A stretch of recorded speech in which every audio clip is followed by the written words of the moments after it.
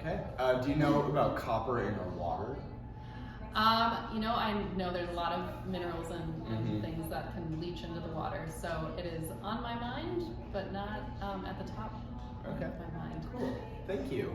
I'm here with Ben Baberman, and I'm going to ask you, what do you know about copper? I know that it's a metal.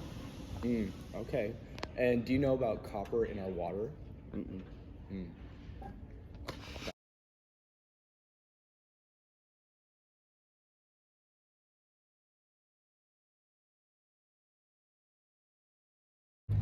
Right now I'm here in the BHA's parking lot where all of these cars are contributing to pollutants in our drinking water. What pollutant, you might ask?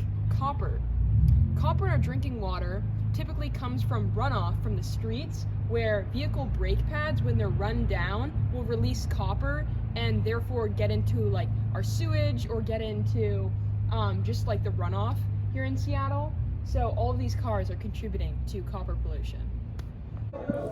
Alright, so a little more about copper is that when copper is in our drinking water, it can cause brain damage, liver failure, or death if it's in high concentrations. And then additionally, when water is in our, local water sources, it can be highly toxic to fish and other aquatic life because it interferes with their sense of smell, which means they can't return to breeding grounds to reproduce. The U.S. Environmental Protection Agency has determined that copper levels in drinking water should not exceed 1,300 micrograms per liter. And again, copper is a non-point source because it comes from piping, it comes from vehicle brake pads, household pesticides.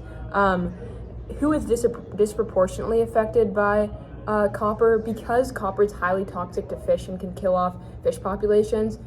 Fishing communities or those communities that rely heavily on fishing can be affected, and then additionally, racially segregated communities are exposed to toxic metals, copper included, at a rate that is nearly 10 times higher than more integrated areas, and BIPOC communities breathe more concentrated toxic and carcinogenic metal components. We can help prevent copper getting into our runoff by passive media filtration, which removes particles and dissolved pollutants in our stormwater. And we can design better vehicle brake pads in the future. Thank you. And say no to copper today. Say no. Don't cop that copper. Yes.